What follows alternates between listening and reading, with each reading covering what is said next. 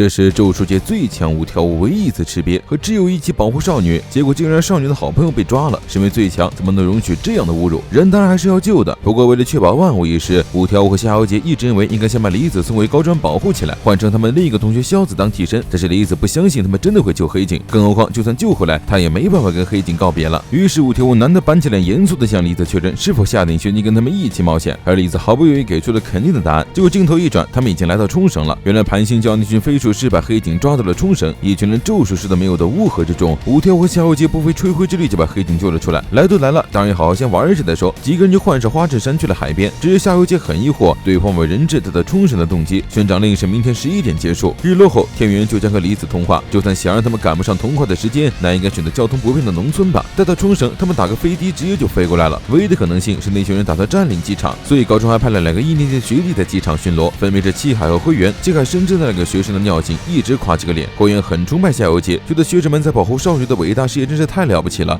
所以他们俩一定得努力才行。而努力的学长此时正拿着海参喷射少女呢。快乐的时光总是这么短暂，夏油杰提醒他们该回去了。离子立刻露出了不时又委屈的神情。五条悟也想尽量满足他的心愿，大手一挥，决定明天早上再回去。夏油杰越担心五条悟的精神承受不住，为了确保离子的安全，他从昨天起就一直没有解除过术士，继续留在这里肯定依旧没有办法休息和睡觉。五条悟捶了一下夏油杰个胸口，这不是还有你吗？在海边捞完后，4个人一起去划船吃拉面，晚上去了水族馆。离子度过了大概是有生以来最轻松愉快的时光。到了第2天，他们顺利的返回高专，这里已经是高专的结界内部，外人绝对闯不进来。这2天可把五条悟给累坏了，吐槽以后再不要照顾小鬼。话音刚落，从背后刺来的刀直直捅穿了他的胸口，所有人都被这一幕镇住了。五条悟呆愣的看着那把刀，他回过头来看向那个男人，说的第一句话竟然是我们是不是在哪里见过？事实上他们的确见过一面。五条悟还小的时候就已经在咒术界出名了，腹黑圣儿是被咒术界御3家之一的禅院家抛弃的弃子，只因为他出生起就没有任何咒力，在咒术世家看来简直是耻辱。他去看了一下那位传说中的天之骄子，没想到那个小孩回头了，这是他第一次站在别人背后还能被发现。还是小孩的五条悟尚且如此，更何况是已经成长了的五条悟。所以在圣儿动手之前，先把他的强度给消了。接下来我们来复盘一下腹黑圣儿那绝美的计划。接到星盘球的委托之后，他就让合作的中介孔申宇在网站上挂了悬赏令，先让那群杂鱼找茬。得知有这么个悬赏令的五条，为了确保万无一失，肯定一直维持着术士，就算他是天才，坚持2天2夜也会变得疲惫。悬赏令的实现就是给他设一个终点，因为11点悬赏一结束就不会出问题了。这时候解除了术士的五条悟就给了圣儿可乘之机，不过这一刀没有给五条悟造成致命伤。紧接着五下2人同时出手，一个是圣儿震飞出去，另一个召唤蠕虫咒灵将人一口吞下。原来被刺入的那一瞬间，五条悟就刻意避开了心脏，还用咒力强化身体到无法滑动，区区贯穿上而已，不值一提。五条悟让夏油杰先在李斯天元那里自己一个人对付这个人就行。与此同时，腹黑圣儿已经将蠕虫咒灵开膛破肚，还换了另一把刀，身上缠绕了一只咒灵。五条悟先射出一枚咒力弹试探，却惊讶地发现这人的速度极快。他是在这时候才察觉到不对劲儿，拥有最强术士的五条悟居然被毫无咒力的人给捅了。在咒术界没有丝毫咒力的情况下，被称为天宇咒父，零咒力换来的则是超强的身体素质天赋。腹黑圣儿的身形瞬间消失，接着在树林之中不断的闪现，最后握刀直冲五条悟而去。而五条悟只是抬手用术士的斥力将人推了出去，圣儿的身体在空中无力的翻滚，强大的斥力推着他接连冲破了好几座建筑。五条悟有些疑惑，这人既然已经做了完全准备，不可能不了解他的术士。果然他走到圣儿落地的地方，那人已经不见了，可他依旧在不停的闪现转换位置。可是五条悟感知不到他的气息，只能追踪圣儿身上的只咒灵，然后双手挥转凝聚了一团咒力，这是最大咒力的术士顺转。苍，那团咒力跟随五条悟的指挥飞出去炸开，直接将他周围炸了个大坑，只剩下脚下这一小块咒流点，没有掩体，腹黑圣儿也就无法发动奇袭了。然而下一秒，森林里却飞出无数蝇头，这种低级的咒灵没有任何杀伤力，却能扰乱五条悟的感官，这下他还是无法感知圣儿的位置，而且蝇头还弄出了他的视线死角。五条悟本来打算再用一次苍把这些碍事的东西全都轰掉，突然意识到这或许是圣儿真正的目标，是借此追杀离子。他立即转身准备去寻找离子，就那一瞬间察觉到前所未有的危机感，圣儿已经在他转身的瞬间闪现到他身后，没有任何停止就挥刀捅了过去。这把形状奇怪的刀名叫天逆帽，拥有消除一切术士的能力，所以即便碰到五条悟周身无形的屏障，也没有任何组织的穿了过去，直接贯穿了他的喉咙。这还没完，五条悟双手握刀想要阻止他继续划，然而圣儿毫不留情的挥刀划开了他几乎上半身体，顿时鲜血四溅，接着又反复刺穿他身体的其他部位，不给五条悟丝毫反抗的机会。最后一记扫堂腿将人踢翻在地，头上刺了一刀之后，又在心脏的位置刺了最后一刀。一代天之骄子五条悟就此陨落。腹黑圣儿看着躺在血泊中死不瞑目的五条悟，露出了一个笑容。他之前赌马和赛艇全都输掉，果然是为了这一刻的运气。蝇头已经纷纷往五条悟的身上爬了，大概是死透了吧。与此同同时，小杰已经带李子和黑井下到了高专最底层，分别的时候到了。李子给了黑井最后一个拥抱，或者说最喜欢他了。随后就跟着小杰来到了星星宫，接下来的路只能李子一个人走了。但小杰给了李子另一个选择，他可以掉头回去和黑井一起回家。原来早在和李子见面之前，他和五条悟就商量好了，如果新疆体不同意同化，那就直接不同化了，哪怕此举会以天元为敌，但没关系，他们是最强的。李子早已下定的决心终于还是动摇了，他从小就知道自己的命运，以至为同化后和大家分开也没关系。可是他果然还是舍不得大家，想和大家再去各种各样的地方看更多的事物呀。夏油杰并不意外这个回答，笑着朝李子伸出手要带他一起回家。然而下一秒，就在李子要回握上去的时候，一发子弹射穿了他的太阳穴，原本可以马上拥抱新生活的少女猝然倒地。腹黑圣儿从通道里走出来，一脸无所谓的告诉夏油杰，五条悟被我杀死了哟。五条悟被腹黑圣儿杀了。意识到这一点的夏油杰立刻召唤咒灵红龙，但圣儿的速度实在太快了，他跟红龙一起追都追不上。圣儿并不着急，现在就动手，他刚弄死五条悟正开心着呢，迫不及待跟别人分享自己的计划有多么天衣无缝。高中的星星宫和技库是注重隐藏的结界，所以门口不是守卫，只要能找到入口，谁都能进来。关键在于如何能不被高中的师生发现的同时找到入口。当初放的一些迎头就起到了作用，加之圣儿本身没有咒力，无法被咒术师感知气息。不过他用来杀死五条悟的咒具具有咒力，他便专门养了一只用来收纳的毛毛虫咒灵，把咒灵吞到肚子里，咒具的气息也就跟着隐藏了，然后就能光明正大的找夏油杰留下的痕迹了。尽管夏油杰在来的过程中已经非常细心的消除了咒力残秽、气味和足迹这些东西就被他忽略了，天域咒符的无感会跟着提升，这些旁人注意不到的东西在圣儿眼中就无比的明显。夏油杰问圣儿来的路上有没有碰到一个女仆，圣儿只回答运气好的话大概还能活下来吧。不久前还一起玩了4个人，转眼间就剩他一个。夏油杰再也忍不下去了，直接操纵红龙冲破种种阻碍撞向圣儿，圣儿立即挥剑抵挡，被红龙推着上了天。夏油杰趁机往空中发射出数枚咒力弹，但全都被对方躲开了。落到屋顶后，双脚还将瓦片震飞，然而紧接着2大片瓦片房顶就像波浪一样甩了过来。夏油杰又召唤出另一只庞大咒灵，只用大国门的袭击，圣儿只能暂时后撤。不过他很快稳住了阵型，